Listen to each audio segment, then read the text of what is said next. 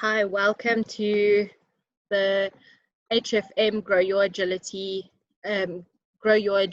with Learning Agility Go. We have Jantha and Naidu online with us today. We're just waiting for all of our participants to still come into the webinar. So for those attendees who have joined, you guys are welcome to in the chat function, tell us who you are and where you're from. And then you can also use the Q&A function. If you have any queries or questions to Jantha during this session, you're welcome to ask it in there. So if you can just give us 5 more minutes to let the last few members in, last attendees in, then we will continue with the rest of the webinar and our introductions.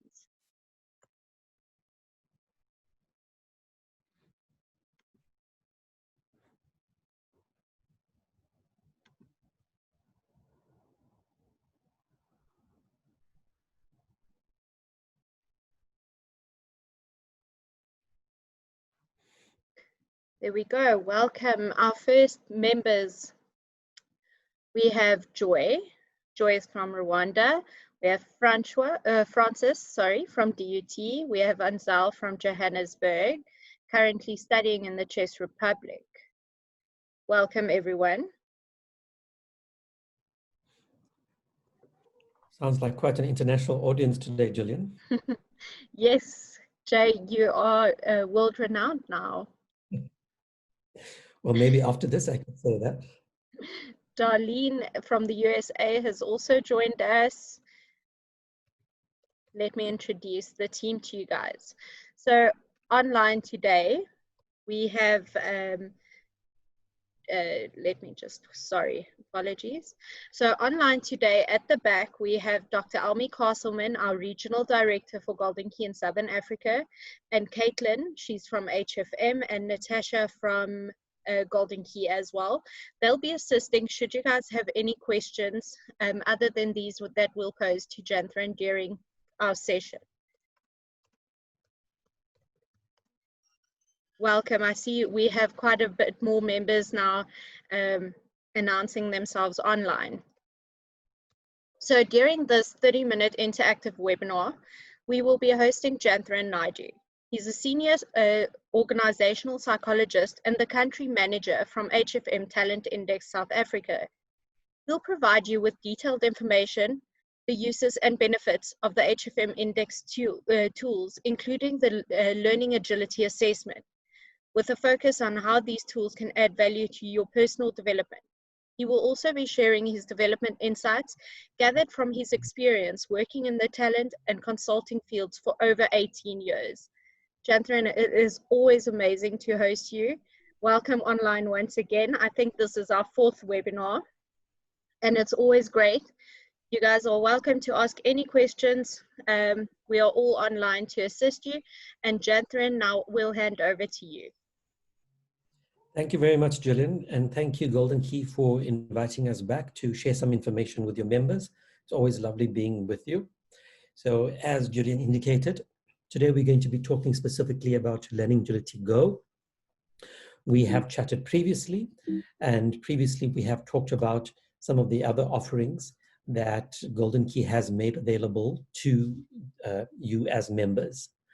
So we've already talked about the Competencies Top 5 report, the Talent Scan report, and the Future Me report. So I imagine that there will be quite a few of you present today that have sat through those presentations as well. But just to remind you, we use this slide just to place everything in context. Okay, so on the right-hand side of the slide, you will see a box called performance. Okay, so this is the part that organizations are typically interested in. So you get hired because you displayed the right sort of skills, behavior, knowledge, and experience. That's what organizations actually want from you. But the type of performance that you are demonstrating depends to a large extent on what potential do you have. If you have the required underlying potential, then you can develop the performance that is required. A very important factor that impacts on the extent to which you actually develop the required performance are the internal catalysts. So for example, does this type of work lie within your area of interest? Does this job give you what you want from the work environment? And is it allowing you an opportunity to express your most preferred team roles in the work environment? So thus far, we've talked about potential in terms of the competencies top 5 report and also the talent scan report. So those reports give you an indication of potential. So what can you offer the work environment? We've also previously talked about the motivations and the preferred roles in terms of the future me. And the future me is designed to help you make decisions about which broad career path you should follow. Okay. Today, we're going to be talking about learning agility, and you'll see that learning agility appears just on the outside of this arch. Okay. And what we are saying is that we have noticed that an individual's performance is also influenced by another quality. So in addition to having the underlying potential for a particular area of work and having the appropriate motivations, interests, and preferred roles, we noticed over time that there was just some other quality that seems to influence some individuals' performance compared to other individuals.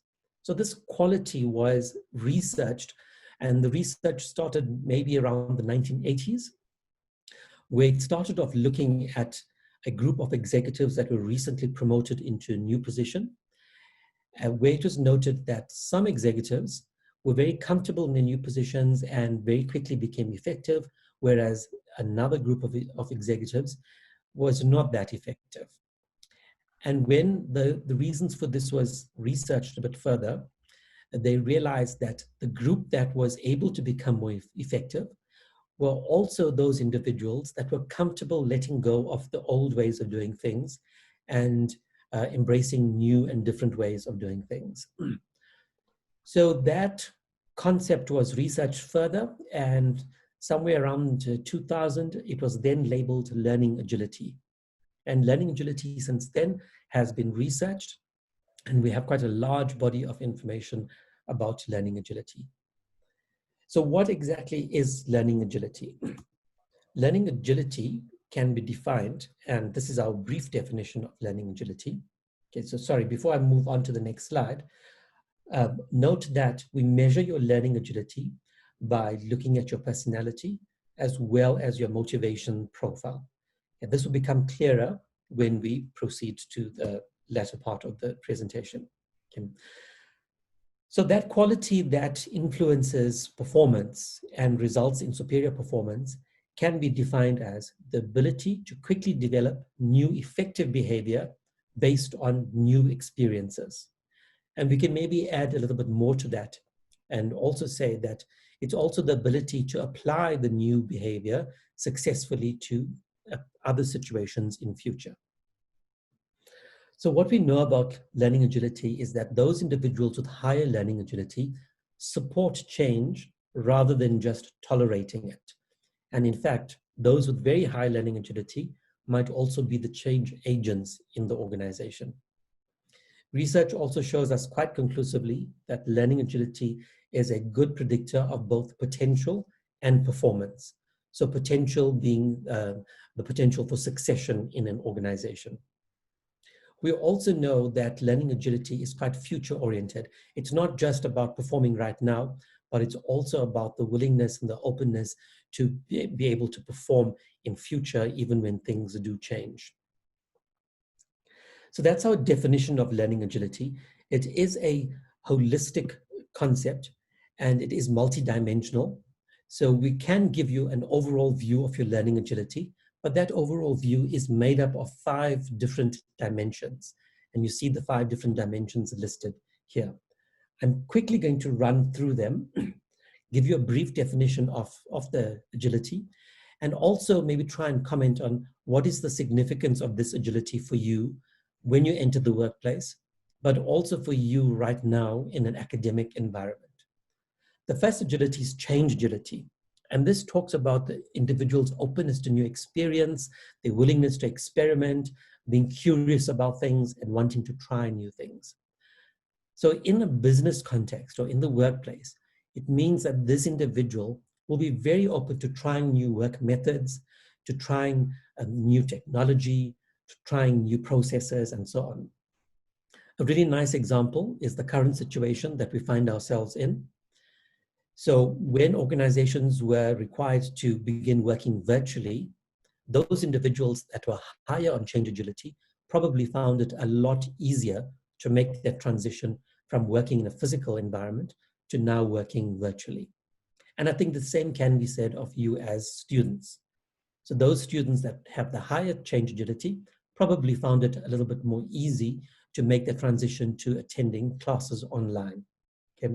As a student, your higher change agility will benefit you because it will mean that you are more open to trying different things, trying different approaches, and therefore being able to improve your set of tools that you have available in the academic context.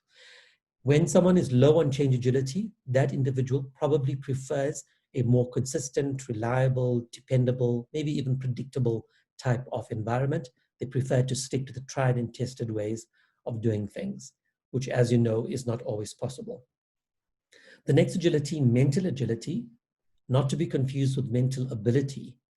On the high end of the scale, mental agility appears when someone is quite analytical. They want to understand how something works. They're quite comfortable with complexity and vagueness, maybe even a lack of detail. And they're also quite comfortable coming up with new ideas to cope with situations.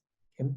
So if we think about new experiences, the individual that has high change agility, when they find themselves in a new situation, their response is, I haven't done this before, but I want to try it, and they will just jump in. The individual with high, is there a question, Julian? No, sorry, Jay. With high mental agility, when they encounter a new situation, their response is, let me try and understand this, see how it works, and then come up with ways to actually cope with the situation. Mental agility on the low end, these individuals can come across looking a lot more pragmatic, hands-on. They don't necessarily want to think about things, but they're willing to just do something if it needs to be done without necessarily analyzing it too much. The third agility is people agility. And once again, I need to say that this is not people's skill, but it's a little bit different. It's about being constructive in the way you interact with people. So not just being able to get along with people, but being open to different backgrounds, being willing to listen to people, being open to the process of giving and receiving feedback, and wanting to understand other individuals. Those of us with high people agility, we are very comfortable collaborating with others, inviting input from other individuals, and working in teams. On the low end of the scale, those individuals prefer a little bit more of an independent approach. They don't feel the need to collaborate with other individuals. They don't feel the need to invite input before they make a decision. Okay? So if we think about the COVID situation, people with high people agility might be struggling a little bit right now because they don't have interaction with individuals and they can't collaborate as easily unless they also have the high change agility and they're willing to collaborate virtually. Okay? Those people with low people agility are probably loving the situation where they can actually sit by themselves at home and still be productive. So they might not be that keen to return to work and be amongst other people and collaborate with people. For you as a student, what does it mean? It means that if you have to do syndicate work, if you have to work on projects with other individuals, then the people agility will be really helpful. It also means that you'll benefit from being open to receiving feedback from other individuals. So either your mentor, your coach, your lecturer, or even your fellow students about your performance.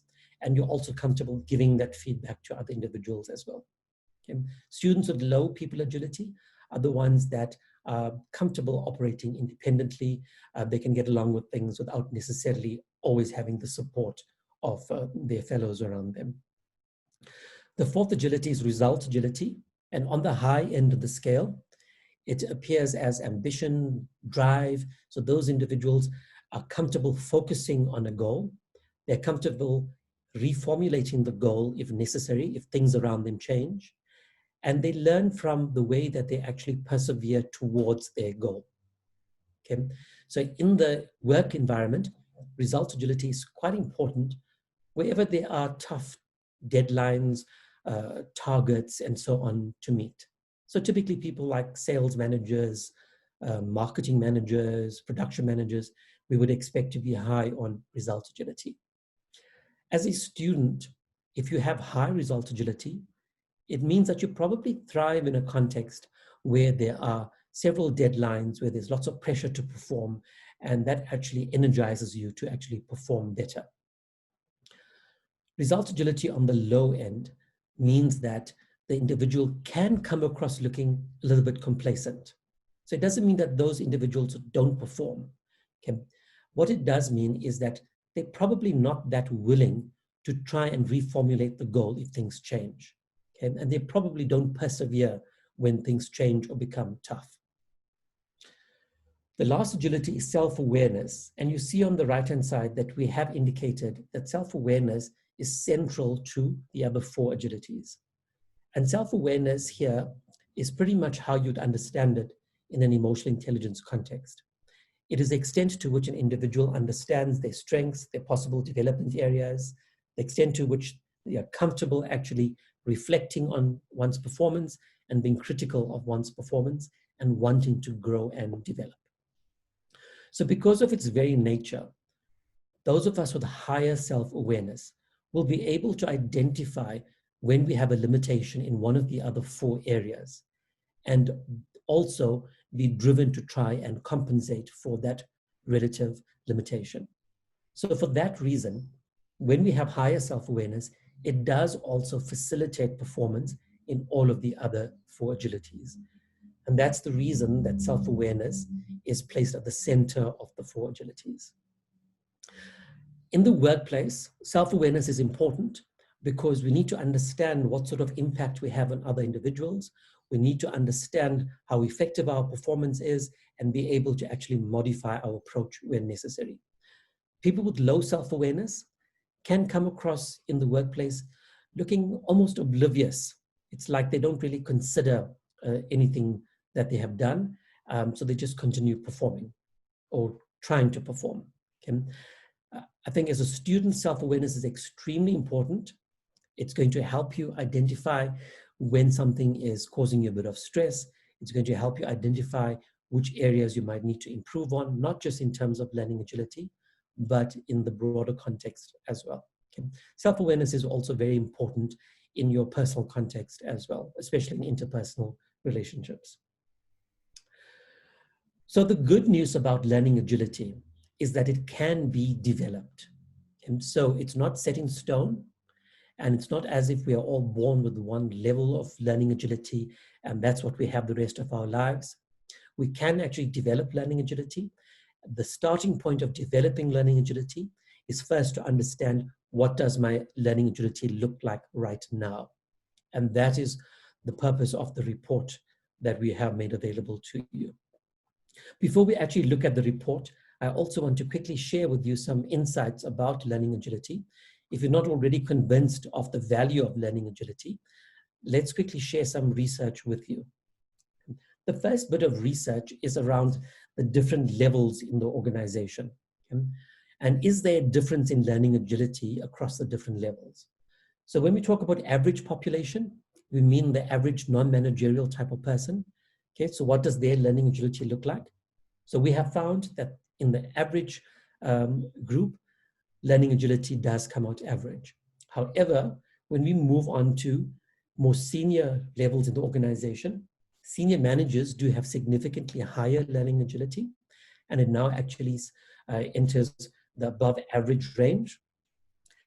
And the high potentials in the organization have even higher learning agility. Okay? Remember, you as a graduate, you could actually be falling in that high potential category. So even though you might not be a supervisor or manager when you enter the workplace, you can enter the workplace has a high potential. The organization will typically look at its pool of high potentials in terms of succession planning. Okay. And then the very last group that we looked at were the change agents. So these are the movers and the shakers, the people that actually make things happen, that transform organizations and transform industries. They have the overall highest learning agility. So another piece of research that I think you'll find very interesting, this was conducted amongst leaders in organizations. And the question that they wanted to answer was, to what extent does learning agility impact on leadership success? And they looked at a number of different studies that included different criteria or different constructs. So this was an independent external study. It wasn't one of our own studies.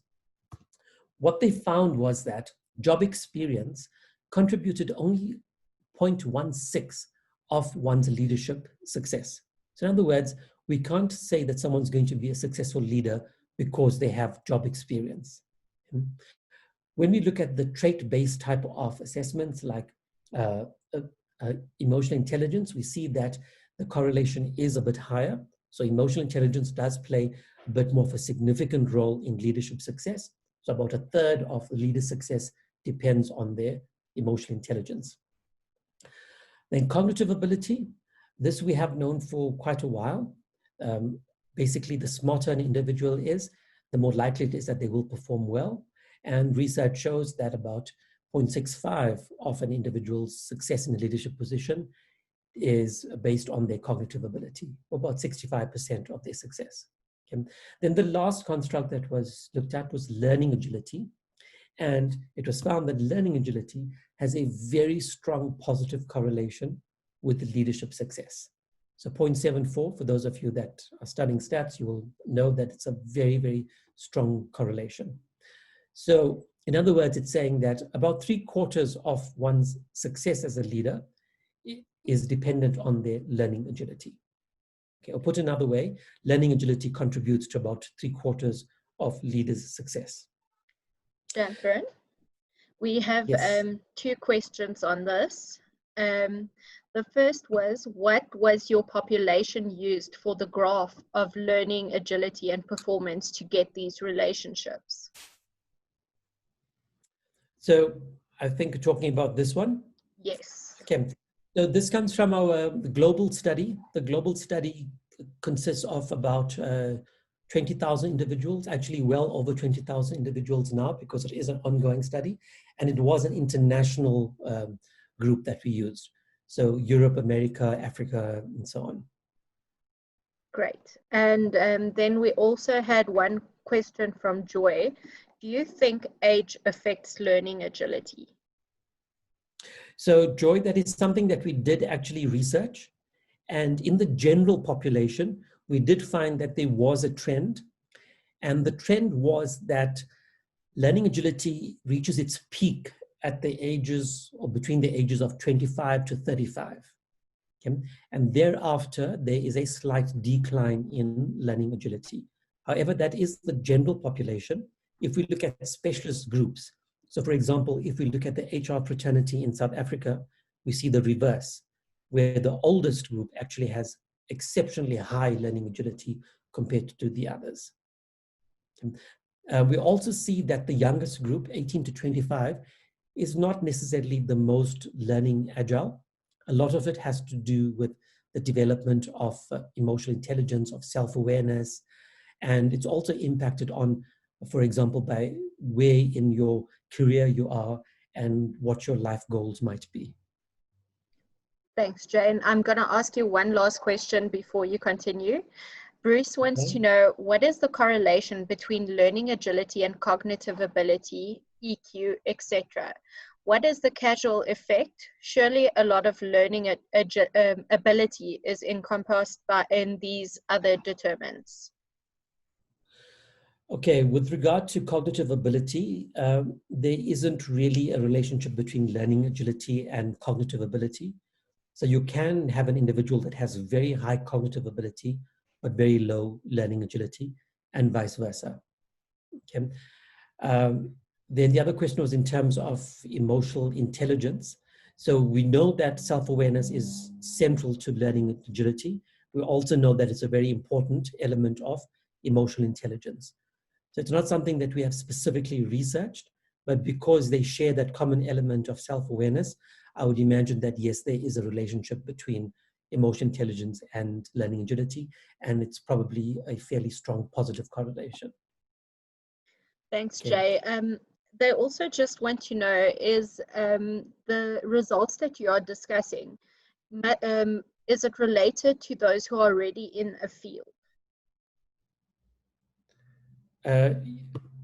So some of it, for example, that would be specifically about people that are already in the workplace.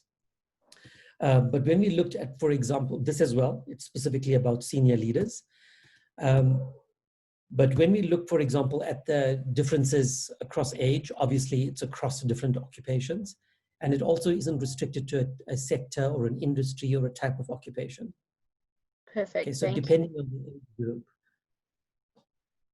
Okay. Then the last thing that we looked at, not the last thing, but one of the other aspects we looked at was, is there any correlation between a level of academic achievement and learning agility?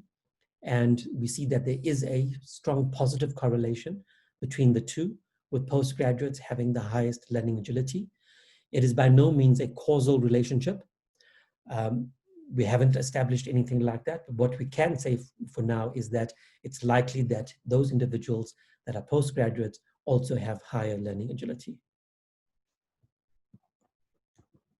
Okay, so how do we measure your learning agility? We measure it by getting a comprehensive view of both your personality and your motivations profile. Okay, so personality, I think lots of you would have come across personality assessments. We utilize a well-researched, well-validated personality assessment, and that gathers information about your complete personality profile. That assessment is about 192 items long, and you'll be expected to respond to the items on a 5-point scale. Okay? We utilize the Big Five model of personality, so the result of that assessment is a complete Big Five report. We also utilize your motivational profile. So when we talk about motivations, we are referring to what is it that gives an individual energy in the workplace? What do you seek in the workplace? Do you seek variety, activity, and energy? Do you seek the opportunity to work with precise and accurate information? So that's what the second assessment looks at. That's a slightly shorter assessment, 120 items. And the response scale is a little bit different. There's a click and drag type of scale for each of the items that you need to respond to. Once you have completed those two assessments, then your Learning Agility Go is immediately available. So there's no processing or interpretation, anything like that for us to do. It's all done by the platform. What I'm going to do now is to take you through a Learning Agility report. However, please remember that the Learning Agility report is, strictly speaking, an interactive portal. So it's not necessarily the PDF that I'm going to show you, but it is possible for you to download a PDF of your Learning Agility Go module that you'll find on the platform. So once you've completed your assessments, the module becomes available to you on that same portal where you access the assessments. So I'm quickly going to switch to a PDF. Okay, Julian, if you can tell me, please, if you can see the Learning Agility Go report. Yes, I am able to see it. Okay. I'm going to take you through the report and just tell you what you can expect to see in the report. Okay? So that's just the cover page.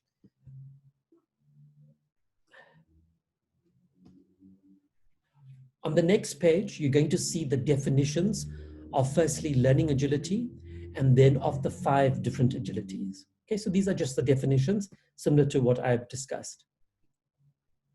Then on this page, we explain how we arrive at your overall learning agility profile. Okay, so remember, you would have completed the personality and motivations. From those 2 assessments, we get an indication of your 5 different agilities. and self-awareness is central to all of them. And based on the 5 different dimensions, we can give you an overall learning agility score or profile. Okay. The next page basically explains what you'll find in this report. This is the same in everybody's report. So up until now, it's the same that you'll see in all reports. On this page, this is specific to you as an individual. Here, you'll see your current level of learning agility. Because this report is intended to facilitate development, we do not report your profile in terms of a score, but we rather show it to you in this dashboard fashion. Okay, so on this arch, the orange section represents your current level of learning agility. Okay, so we can judge and we can see that this is slightly above the midpoint. So this person we can see has slightly above average learning agility. It's also showing us that this person has significant potential for developing their learning agility even further. That's what the blue, the light blue area illustrates. Okay. At the end of the gray, that's the maximum possible learning agility. So very few people in the population will have that type of score. Maybe only about 4% or less of the population might have scores that reach here. The paragraph that you see below that describes what we mean by this level of learning agility. So this is called making pace. What do we mean by that? That's what you'll find here in this paragraph. Okay. So that might look similar to somebody else's report that's also in the making pace region of learning agility. However, on the right-hand side, you're going to find the characteristics that stand out for you as an individual. So these are going to be quite unique for you as an individual. Okay, so for example, here we're saying that this person is quite inquisitive, has confidence in others, and is quite creative. On the next page, you can see the person's overall profile. So all 5 agilities are presented here. And also, once again, we are using this dashboard mechanism to report on your results. At a glance, we can see very quickly that this person probably has strengths in the areas of mental agility and result agility. So we know that this person can be quite creative, likes to understand how things work, and likes to analyze things, come up with new ideas, and is also quite driven, ambitious, and confident in their approach. Okay. Self-awareness is probably the next highest. Okay, it's a bit of a close call between self-awareness and people agility, but we know that this person is relatively self-aware.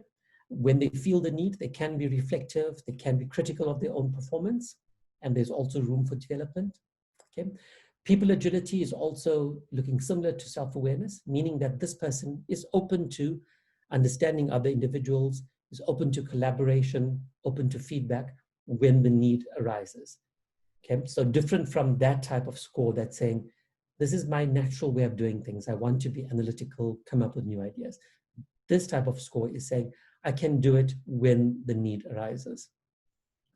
A score in this range, so far to the left, that type of score is saying, this is not my preferred way of doing things. I very much prefer to do things by myself and be more independent. Okay. This person's relatively lowest score is change agility. Okay, it's still almost exactly midway, so it's still looking quite comparable to the average range. So this is saying that, yes, I will embrace new things, but I really have to be convinced of the value of it. It's not my go-to response, and it's not something that I'm just going to do. Okay, so that's the overall profile. Thereafter, what you'll see is detail per agility. So here, as an example, change agility, it's giving you a description of this level of change agility. Okay. Here you'll see is an indication of quite substantial potential for development even further. On the right-hand side are 3 tips. These tips are based on your unique personality and motivational profile. So it's very likely that it will look different from somebody else's report. Okay.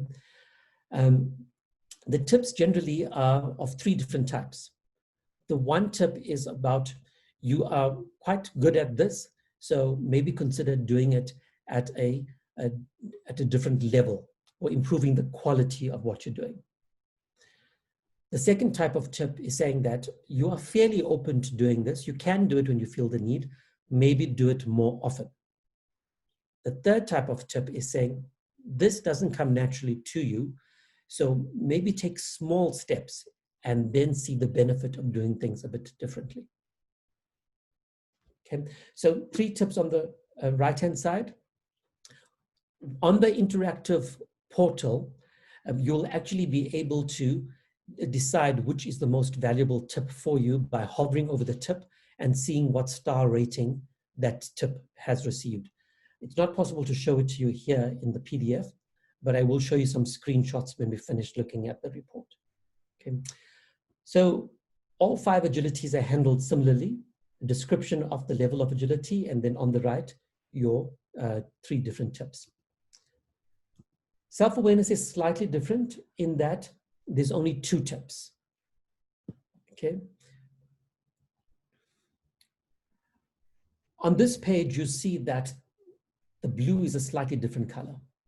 That shade of blue is indicating how much of change you can expect in your learning agility if you successfully employ the tips that you selected. Okay. So up until now, the system has done all the work, has given you all of the tips and so on, but you do need to do some work as an individual. For each of the tips that you selected, you now need to say, how am I actually going to make use of this tip?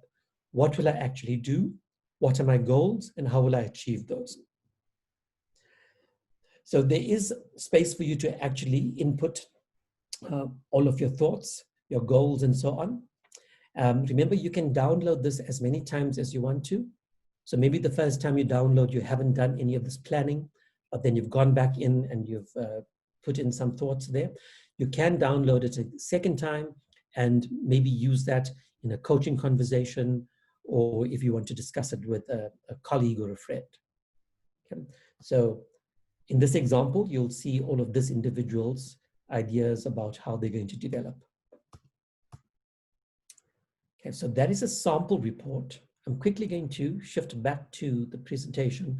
I want to show you what the actual interactive page looks like.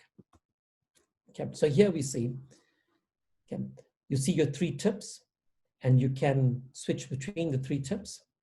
And as you hover over a tip, it tells you how much of growth you can expect from that particular tip. So you can play around with it and you can decide which tip you want to utilize.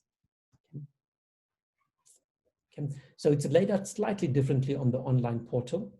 Okay. The tips are not on the right-hand side like in the PDF, but you see them just below, like as illustrated here. As you hover over a tip, it also gives you a star rating for the tip that you see here on the left-hand side. That star rating indicates how much of improvement you can expect if you successfully employ that tip that you selected. Okay. And here you can see, you can scroll through all of the tips that you selected, and this is where you actually type in your ideas. Okay, so I've gone through that quite quickly. What we have done is we have trained individuals at the different academic institutions to be able to facilitate you going through this report, and also to help you interpret it. Well, there's no interpretation really required because it's all interpreted by the system, but there is a trained individual that can help you to navigate through the report and make use of the report. Okay. So Julian, that is my story. Thank you, Jay. It's always good to listen to you. So we have one more question from Bruce asking, are there certain fields in which people's learning agility seem to be higher? That's a bit of a difficult question to answer. What we do see, Bruce, is that in certain occupations, there seems to be a certain profile coming through. So for example, I have noticed that amongst professionals, mental agility does tend to come up quite high. And it does make sense if you think about what's required of a professional. Okay? So it could be a bit of a chicken and the egg story, which came first. Are you in the profession because you have high mental agility, or do you have high mental agility because you're a professional? We are also able to identify categories of high performers. So for example, we found that those individuals that work really well together in teams and are comfortable collaborating, they have people agility as their highest agility. Okay? And in contrast to that, individuals that are comfortable getting things done, so the doers in the organization, their profile is such that the result agility is highest, with the other four being at least average. Quite interestingly, we have found that amongst executives, executives tend to be high on all five agilities except people agility. So typically, executives are low on people agility, which kind of makes sense because we know that executives need to be quite independent in their approach. They need to make decisions without necessarily consulting other people.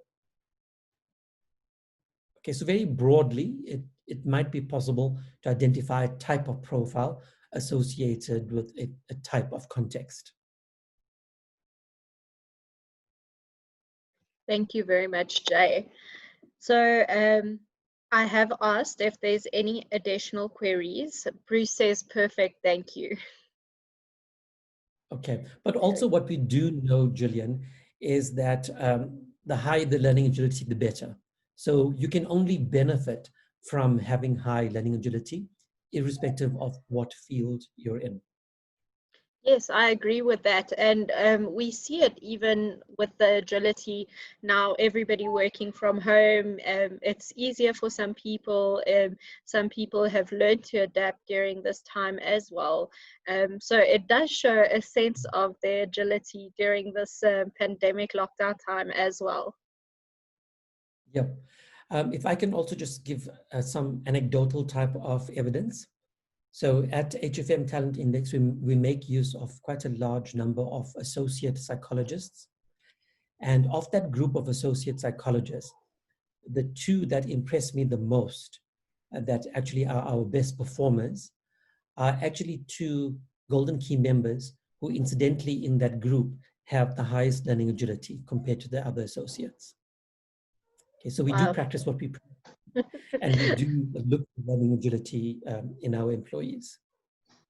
Yes, and that's also great to hear from the Golden Key members, because we know that we have a different level of member that we work with within Golden Key. But thank you very much once again for your time, Jay. I want to ask if there's any last questions that you guys posted now. So this is your time to ask now. You have a senior psychologist and the country manager of HFM online to answer your questions personally. So I would take this opportunity if I was you.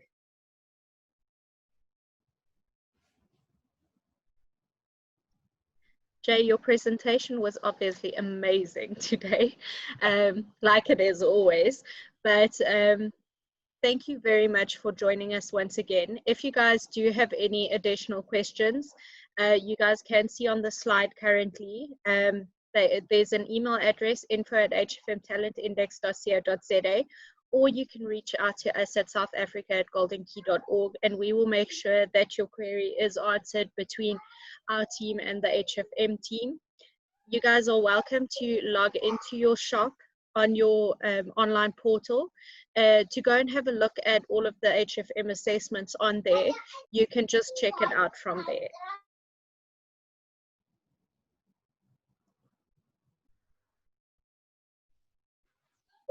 Thank you very much, guys. I appreciate all your time, and then we will await while the participants leave the session. Okay, great. Thank you very much, Gillian. Thanks, Jay. People are saying thank you, and thank you for this time that you've also made available.